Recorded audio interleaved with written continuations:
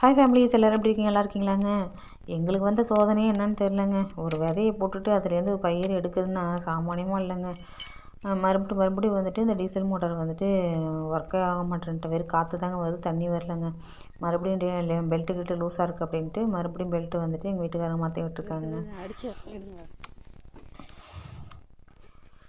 மறுபடியும் ஆயில் வந்துட்டு என்னென்னு தெரியலங்க. ஆயில் வந்து லீக் ஆகிட்டே இருந்துச்சு. என்ன பிரச்சனைன்னு தெரியல. யாராவது ஆயில் பிரச்சனை ஏதாவது வந்துச்சு அப்படின்றனால எதனால் வருது அப்படின்றதையும் எனக்கு கமெண்ட் பண்ணி சொல்லுங்கள்.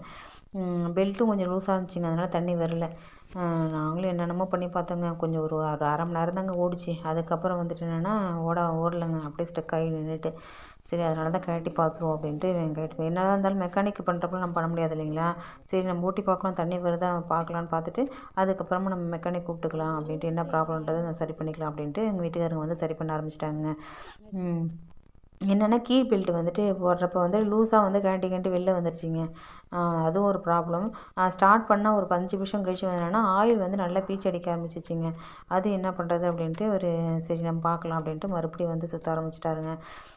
ஆனால் விவசாயம் வந்து ரொம்ப கஷ்டங்க. ஆனால் வந்துட்டு நம்ம சொல்கிறோம் விவசாயம் வந்துட்டு அவ்வளோ ஈஸியாக வந்து அதுலேருந்து முதல்ல எடுத்துடலாம் அப்படின்னு சொல்கிறோம். ஆனால் ஒவ்வொரு மனுஷனும் அந்த விவசாயத்தில் படுற கஷ்டம் நான் பார்த்துக்கிட்டு தாங்க இருக்கேன். ஒவ்வொரு வீட்லேயும் எவ்வளோ கஷ்டப்படுறாங்க அப்படின்றதையும். ஈஸியாக வந்து ஒரு பயிரை போட்டுடுறாங்க. அந்த பயிர்லேருந்து ஒரு பொருள் எடுக்கணும் அப்படின்னா வந்து எவ்வளோ கஷ்டங்க. இப்போ வயல் ஃபுல்லாக காஞ்சி போய் கிடக்குதுங்க. தண்ணி வந்துட்டு ஒரு அரை மணி நேரம் எடுத்து விட்டால் வந்து வயலில் பாதி வயல் தாங்க பாயும். அதுக்கப்புறம் வந்து பாயாதுங்க. கிணத்துல தண்ணி இருந்தால் தான் வந்து நம்ம பாய்ச்ச முடியும். அந்த அளவுக்கு கிணத்துல வந்து தண்ணி கிடையாதுங்க.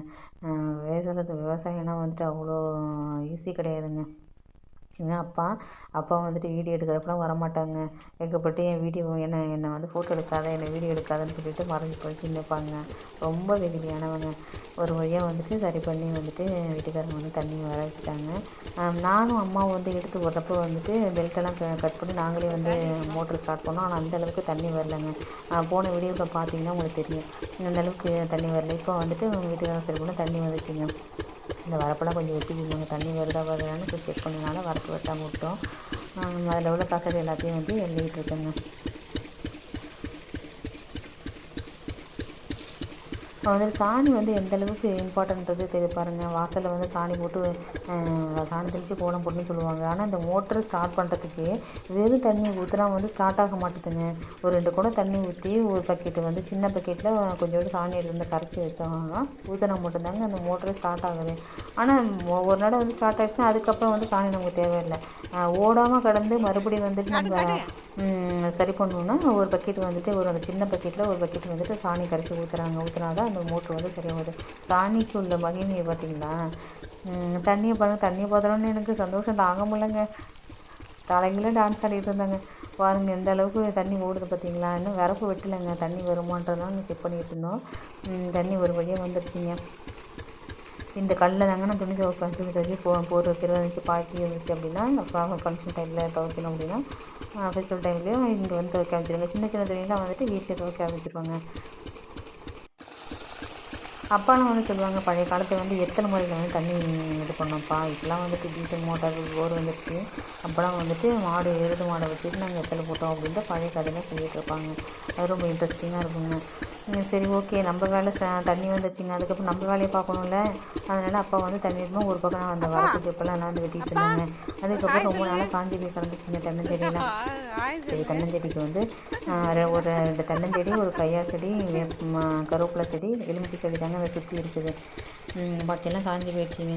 சரி, நமக்கு தண்ணி ஊற்றிடலாம் அப்படின்ட்டு ஒரு 2 குடத்தை எடுத்து வந்து தென்னை மரத்துக்கு ஒரு 5 குடம் 6 குடம் ஊற்றினாங்க.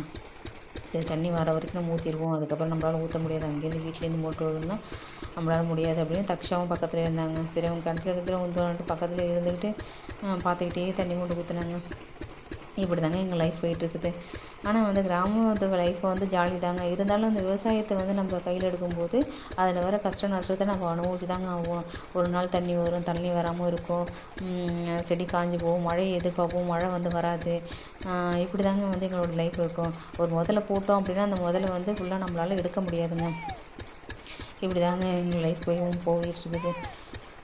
அங்கே வந்துட்டு தென்னஞ்செடி இருக்குங்க. தென்னஞ்செடி காஞ்சி போயிடுச்சுங்க. ரொம்ப நாளாக தென்னஞ்செடிலாம் வந்து நல்லா தண்ணி இருந்தால் தாங்க நல்லா வளர ஆரம்பிக்கும். சின்ன செடி தான், சரி நம்ம தண்ணி ஊற்றிடுவோம் அப்படின்ட்டு அந்த குடத்துலேருந்து ஒரு 2 பக்கம் ஒரு 10 குடம் ஊற்றுனாங்க. 2 தென்னஞ்செடிக்கு ஒரு 10 குடம் 20 குடம் ஊற்றுனாங்க. யாரெல்லாம் குடம் தூக்கி பழகிருக்கீங்க அப்படின்றத சொல்லுங்கள். நான்லாம் சின்ன பிள்ளைலாம் வந்து எதுக்கு தாங்க பைப் இருக்கும் வீட்டில் வந்து அவங்க பைப் கனெக்ஷன்லாம் கிடையாது. ஒரு நாளைக்கு எப்படியும் எவ்வளோ குடம் தண்ணி மூட முடியும் எங்களால் மொண்டு ஊற்றிட்டு தாங்க அதுக்கப்புறம் காலேஜ்லாம் நாங்கள் கிளம்ப ஆரம்பிப்போம். வீட்டு வேலைலாம் செஞ்சு முடிச்சு தான் காலேஜ் கிளம்புவோம். தண்ணியை பார்த்தோன்னே எனக்கு சந்தோஷம் தாங்க முடியலங்க. சரி ஓகே நம்ம துணி துவைக்கிறதுக்குலாம் டக்குன்னு நம்ம துணி துவைச்சிடலாம், தண்ணி வரலினாலும் பரவாயில்ல அப்படின்ட்டு கொஞ்சம் நேரம் நான் தண்ணியில் விளாண்டுட்டு தக்ஷாவை அழைச்சிட்டு வந்துட்டு தக்ஷாவோட விளையாண்டுருந்தேங்க. அவன் தண்ணியை பார்த்தாலும் சிலுசிலுன்னு அவனுக்கு செப்பல் வந்துட்டு ஈரமான பிடிக்காதுங்க. அதனால் கீழே இறங்க மாட்டேன்ட்டாங்க. தக்ஷா வந்து லைக் சொல்கிறாங்க, லைக் பண்ணுங்கள் கமெண்ட் பண்ணுங்கள் அப்படின்ட்டு. ஓகேங்க. எங்கள் லைஃப் இப்போ இன்னும் அதுக்கப்புறம் வந்து எப்போ மோட்டார் வந்து கெட்டு போகும்னு தெரிலங்க. ஆனால் ஏதோ ஒரு சின்ன ப்ராப்ளம் இருக்குது அப்படின்றத சொன்னாங்க எங்கள் வீட்டுக்காரங்க சொன்னாங்க. ஆயில் வந்து லேசாக பீச்சு அடிச்சுது, ப்ளஸ் வந்து கடன்னு சவுண்டு கேட்டுச்சேன். காற்று வந்து ஏர் வந்து வெளியில் இல்லை ஏர் வந்து இதாக இருக்குது அப்படின்னு சொன்னார். அதை பற்றி எனக்கு சரியாக டீட்டெயில் தெரியல. மெக்கானிக் வந்து சொல்லியிருக்காங்க, அவங்க வந்து சரி பண்ணுறேன்னு சொல்லியிருக்காங்க ஃப்ரெண்ட்ஸ். அவங்க வந்தாங்கன்னா அவங்கள்ட்ட வந்து எப்படி வந்துட்டு ஆயில் மோட்டாரை சரி பண்ணணும் அப்படின்றத ஒரு வீடியோவும் வந்துட்டு நான் அப்லோட் பண்ணுறேன் ஃப்ரெண்ட்ஸ். பாருங்கள் தண்ணி வந்தாலும் பாருங்கள் பயிரெலாம் எப்படி பச்சை பச்சை இருக்குது பார்த்தீங்களா. நமக்கு எப்படி தண்ணி வைக்குமோ அதுங்களுக்கு இதுங்களுக்கு தண்ணி வைக்குதுங்க. ஓகேங்க.